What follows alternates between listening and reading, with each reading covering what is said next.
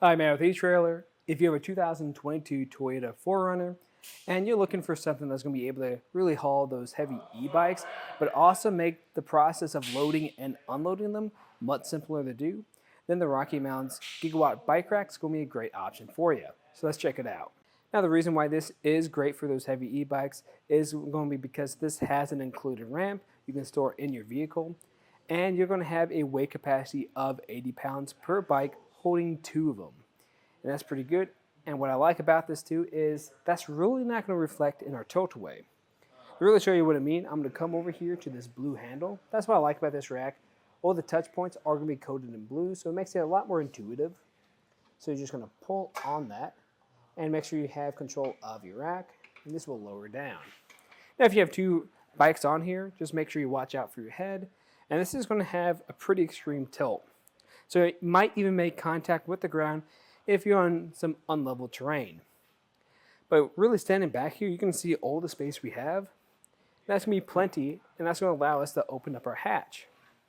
Now really the closest point you're probably going to have might be your handles or your pedals. Probably more so your handlebars if you have some extra long ones, but even here, there's plenty of space to sit.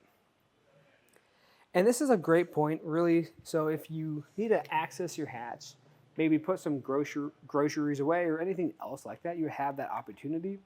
Or if you want to get ready for your ride, you can sit back here, tie your shoes, grab your helmet, or you can even grab that included ramp that comes with your kit. Once you have your hatch closed up again, then you lift up on here and put it into the seated position. If you have some really heavy e-bikes, this might be a little bit of a lift, but I only have one on here at the moment, and it really is not too bad to maneuver. And if I want to take a closer look at this rack, I'm going to take off my bike. But before I do any of that, I'm going to actually grab that included ramp. This goes on really easy. All we have to do is line up these notches to these 2 rounded sections at the very end of our tray. I'm just going to slide right into place. Love how quick and easy that is to work with. Doesn't take any time at all. And since we're back here, we might as well start removing our rear strap. This is where I like to start with. And that is also going to have a blue touch point as well. And you just tuck this back here so it doesn't get in your way again. Then I'm going to move to the front side, which is also going to have some type of strap on the bottom. This one's going to be a little bit different. It's just going to be this rubberized strap. It's going to give our front tire a little bit more support. Big reason why I like this design. And then what's mainly going to be holding it down is this front ratcheting hook. This front ratcheting hook also comes with this rubber strap. I'm not using it at the moment because that's really designed for when you have this at a lower position, so you can use in tandem with that rubber strap. It's really for when you have any bikes that have fenders on them. And what's also great about having a front ratcheting hook is since we're only making contact with our tires, it's great for those alternative carbon frame bikes or any bikes with a really nice paint job that you don't want to scuff up. And from here, we can either lift up like this, or better yet, we can actually use that ramp. And from here, we're just going to roll back until we have this completely off our rack. We're going to start putting everything back up. I like to start off with this ramp. All you have to do is lift up on it, and it's good to go. You can actually put that in your hatch area now. And then if we look right in front of that, we can see that strap. We have a ramp. And what's great about this strap is that it can actually travel up and down this tray to accommodate for different wheelbases. You also notice there's a slight slope to this.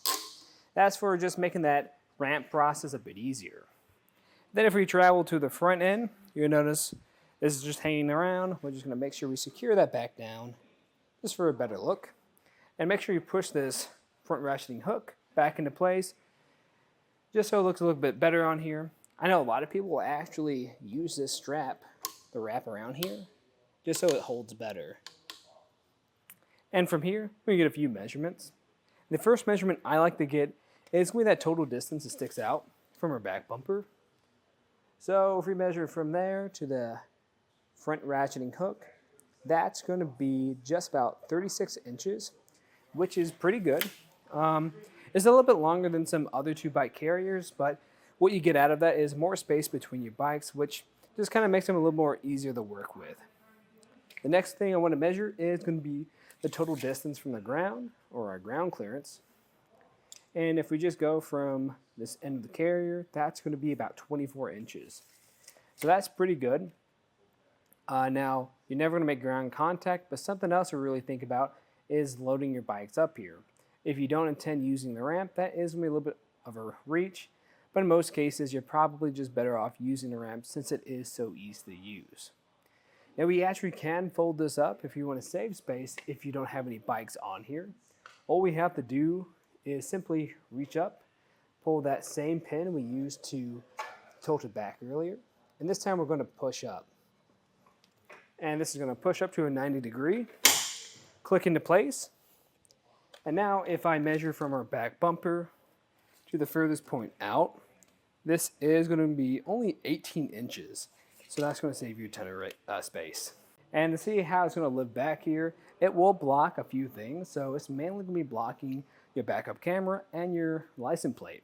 Now there are going to be some gaps where you will be able to see through, but I'd still recommend sticking to using your mirrors to back up with. And your back window won't be blocked either, so you can use that too, and neither will your tail lights. And we can check out how it's going to install. We're going to have this 2-inch shank. That's going to go into our 2-inch hitch receiver. Then we're going to have this anti-rattle bolt that travels through and connects to this other side with our lock core. That lock core is just giving us extra security so no one can take your rack. And that anti-rattle bolt is just giving us a better fit in here just so it's not shaking around as you drive. In my opinion, I think this is a great e-bike carrier, especially since not only can it carry a lot of e-bikes, but it can also carry a variety of different styles of bikes too. And the fact that really rolling your bike up here with that included ramp, you won't have any other obstacles getting in your way, just makes this process much easier. Now, the one downside of it is that you do have to store that ramp in your vehicle. So if you are looking for a solution for that, then I'd recommend the Yakima On-Ramp LX Bike Rack. Because what's great about that is everything's just in one location and you don't have to worry about storing anything in your vehicle. So if you plan on taking any longer trips where you're just jam-packed of items in that back storage area and you just can't fit that ramp back there, then that might be the better option for you. But I think in most cases, since that ramp is pretty narrow, it's very lightweight, and we have plenty of storage in the 4Runner, I think this is going to be the better option for you. But again, that was just a look at the RockyMounts GigaWatt bike rack on the back of our 2022 Toyota 4Runner. I'm Matt. Thanks for watching.